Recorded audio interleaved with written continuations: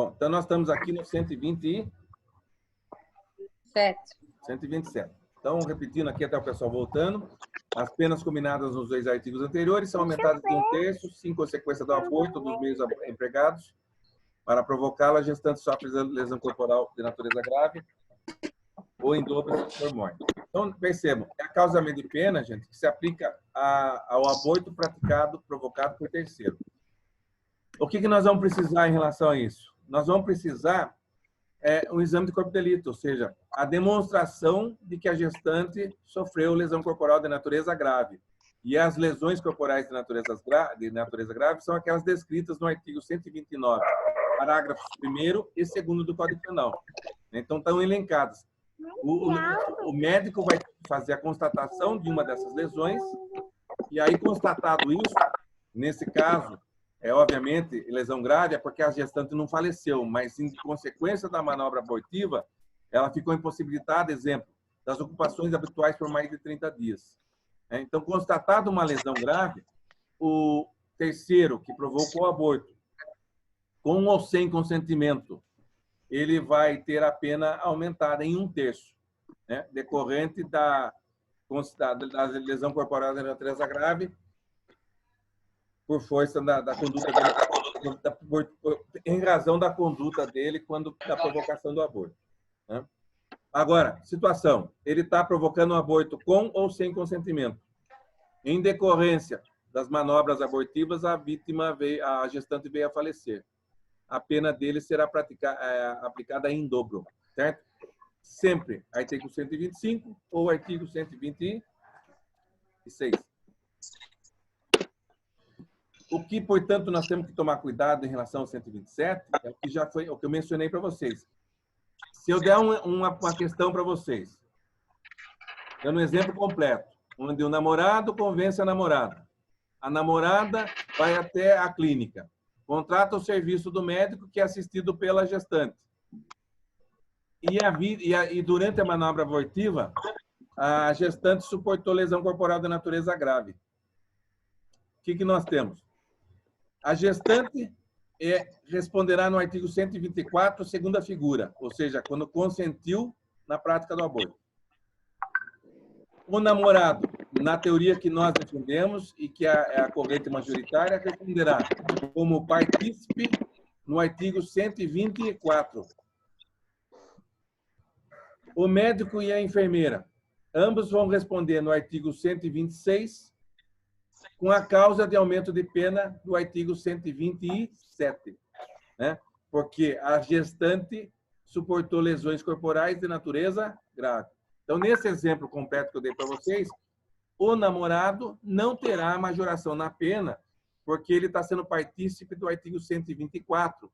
E o 127 diz que as penas aumentam somente em relação aos dois artigos anteriores, 125 e 126. Entenderam aqui? Bom, com isso a gente parte para o 128 e vamos finalizando. O artigo 128. Não se pune o aborto praticado por médico. Nós temos duas situações, pessoal, que não há punição do aborto. Primeiro, se não há outro meio para salvar a vida da gestante. É o chamado aborto necessário. E existe o segundo inciso do 128, que é o aborto no caso de gravidez resultante de estupro. Diz lá, se a gravidez resulta de estupro e o aborto é precedido de consentimento da gestante ou, quando incapaz, de seu representante legal. Ou seja, nós temos duas figuras em que não há punição em relação ao aborto quando praticado pelo médico. A primeira delas, que é mais simples, é quando não há outra forma para salvar a vida da gestante. Então, digamos que durante o tratamento, durante a tentativa de cirurgia, percebeu-se que a gestante tinha problemas de saúde seríssimos e se desse sequência àquela gravidez, ela poderia vir ao óbito. Então, ou seja, existe um risco iminente que pode ser demonstrado pelo médico, ele não necessita de autorização da gestante. Digamos até mesmo que ela estivesse inconsciente. Ele, diante de uma situação dessa natureza, se o médico optar por provocar o aborto para salvar a vida da gestante, não há que se falar em crime de aborto. Ainda que ela acorde depois e fale assim, eu não autorizei, eu não queria, eu preferia ter morrido e o meu filho ter nascido. Não importa. Aqui diz, se não há outro meio de salvar a vida da gestante. Não existe aqui a necessidade de autorização da gestante ou de seu representante legal, enfim, de ninguém. O médico, diante desta avaliação, ele pode interromper a gravidez para salvar a vida da gestante. Isso é, na verdade, gente, se não houvesse previsão legal, nós estaríamos diante de uma situação de estado de necessidade, previsto lá na parte geral, que é uma causa de exclusão de ilicitude. E aí a questão que eu acrescento é o seguinte, e se não foi o médico? Digamos que tenha sido uma parteira, ou uma outra pessoa, né? Que em cidades pequenas, hoje já não tem tanto, mas no passado, isso era muito comum. Os partos eram realizados nas casas, por parteiras, ou até mesmo por enfermeiras obstetras, que têm o preparo para acompanhamento do parto natural, normal.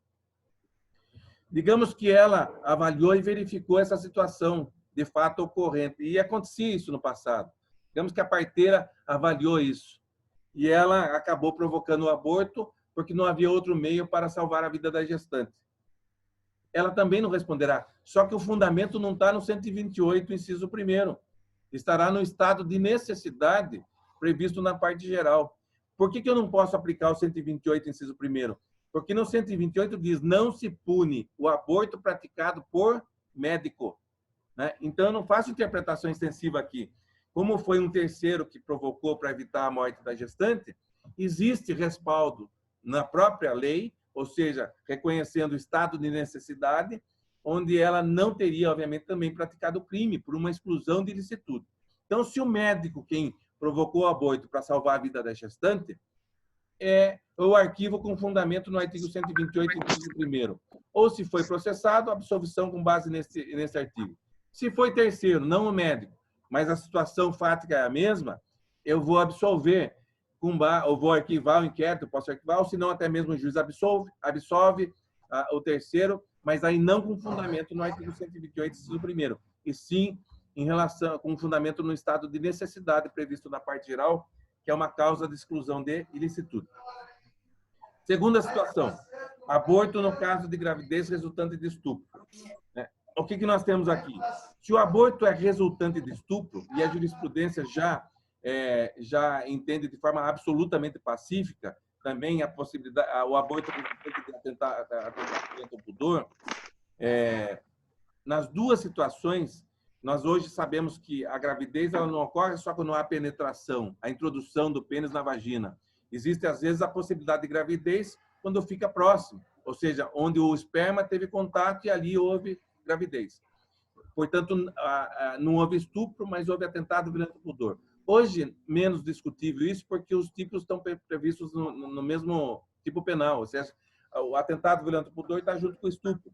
Então, tanto aquela gravidez proveniente de estupro ou atentado violento ao pudor, não será punido o aborto praticado. Deixa eu só abrir aqui novamente o meu. O aborto não haverá aborto, porque o artigo 128 diz: se a gravidez é resultante de estupro, o aborto e precedido de consentimento da gestante ou quando incapaz do seu representante legal. Quais as considerações que nós temos que ter aqui? Vocês viram que na primeira hipótese não há necessidade de consentimento da gestante ou de seu representante legal. Se há risco de morte, o médico toma atitude sozinho. Se é terceiro, está a necessidade. No inciso 2º, gente, não basta que a gravidez seja resultante do crime de estupro. É necessário que consentimento da gestante ou, sendo ela incapaz, do seu representante legal. Então, se foi resultante de estupro, nós temos que ter a autorização da gestante ou do seu representante legal. Se foi feito dessa forma, não há que se falar em crime de aborto. Não há punição. Tanto, gente, no estupro em que haja violência real como violência presumida. Então, na hipótese de abuso de vulnerável, em que a violência é presumida, o aborto também poderá ser praticado pelo médico sem punição. A questão que nós discutimos aqui é o seguinte: precisa de autorização judicial para isso? a lei não exige autorização judicial. Portanto, o médico poderá fazer o aborto independentemente de autorização judicial. Só que na prática, eu já adianto para vocês que vocês não vão conseguir que nenhum médico faça isso, né? O médico ele vai exigir da gestante a autorização judicial. Eu estou falando isso para vocês por quê? Porque a lei não exige, mas o médico não procede. Então, existe um pedido que é feito e é dirigido ao juiz corregedor do fórum, a Quinta Tiringa seria o juiz corregedor das polícias, esse pedido é endereçado para ele. Tem previsão legal isso? Não tem previsão legal. Tem procedimento isso? Também não tem procedimento. Só que, se eu recebo, porque isso vai para o Ministério Público, se eu recebo esse tipo de pedido, eu simplesmente coloco o seguinte: não há necessidade de autorização, deixe de me manifestar, e o juiz diz: eu não analiso o pedido porque não existe necessidade de autorização. A gestante vai ser prejudicada porque ela não vai conseguir que o médico faça. Então, na prática, a gente recebe esse tipo de pedido, analisa a possibilidade e, em seguida, a gente emite parecer favorável e o juiz daí concede autorização e, assim, o médico procede ao aborto. O que eu quero dizer para vocês é que a lei não exige isso, mas, na prática, a gente permite. Segunda situação que eu me reporto em relação a isso mas precisa daí de um procedimento criminal apurando o crime de estupro? Eu preciso de uma sentença penal condenatória de alguém que tenha praticado o crime de estupro? Não. A lei não exige isso também. Então, eu não posso constranger a vítima do estupro, né, a fazer com que ela vá numa delegacia, registre um boletim de ocorrência. Obviamente que eu vou me cercar de cuidados, uma declaração da vítima, né, quando ela for fazer o pedido judicial, a gente pode determinar a oitiva dela, enfim, analisar. Porque eu não posso exigir que essa vítima, que já passou por uma situação absurda, ou seja, já foi vítima, ela ainda registre o boletim, que o inquérito exista, que o cidadão seja condenado, senão a criança já vai fazer, às vezes, 2, 3 anos de nascida, né? Até que isso tudo se proceda. Então, a lei não exige que haja procedimento investigatório do estupro. O que a gente exige é que tenha elementos mínimos que nos dê segurança para que a gente possa emitir parecer. Depois a gente descobriu, porventura, que a vítima mentiu, que a gestante mentiu. Ela vai responder pela prática do crime, né? Agora, se a gente teve os elementos necessários, a gente dá parecer favorável e o médico procede. Então, o que eu só arremato aqui, não tem previsão legal, gente, para autorização judicial. Não tem necessidade disso, mas na prática a gente acaba fazendo porque a gente sabe que o médico não vai realizar o aborto sem autorização judicial. A segunda observação que eu faço em relação a esse inciso 2 é o seguinte: e se for terceiro que faz isso? Ou seja, provoca o aborto com consentimento ali da gestante porque ela foi vítima de estupro. Esse terceiro vai responder, gente. Diferente da hipótese do inciso 1º, porque lá eu falo por quê? Porque não se pune aborto praticado por médico. No inciso 1º, existe fundamento legal, que seria o estado de necessidade, né? Quando não há outra forma para salvar a vida da gestante. Em relação ao inciso 2º, é o chamado aborto sentimental. Quer dizer, não se pune a conduta do médico, que assim procede, se a gravidez é de estupro ou atentado violento motor, desde que haja consentimento. Mas não há previsão e não existe causa de exclusão de ilicitude se um terceiro faz isso. Ou seja, se um terceiro provocou aborto porque a vítima falou que tinha estuprada, ele vai responder por aborto provocado com consentimento da gestante. Finalmente, a gente termina falando qual é a natureza da ação penal. Ela é ação penal pública incondicionada. Ou seja, não existe no crime de aborto a necessidade de oferecimento de queixa-crime, ou não existe essa exigência, né, processo mediante queixa, e nem a necessidade de representação do ofendido. Portanto, uma vez noticiado o fato, a autoridade policial ela instaura o procedimento criminal, eu recebi o inquérito, tenho os elementos em mãos, eu não necessito de autorização de ninguém nem representação. Portanto, a ação penal é pública incondicionada. Alguma dúvida em relação ao crime de aborto, gente? Bom, essa Minha parte não, professor. E eu logo vou estar enviando para vocês, certo? E aí, se tiverem dúvida, como eu falei para vocês, na semana que vem, a gente vai fazer aulas de revisão, de segunda a sexta. E daí, se tiver qualquer dúvida, a gente sana essas dúvidas também nas aulas de revisão. Tudo bem? Alguma dúvida? Ok, professor. Tudo tranquilo? Então tá jóia. O Eduardo tá por aí? Tô. Eduardo, você tirou a foto das telas todas, das mais completas, né?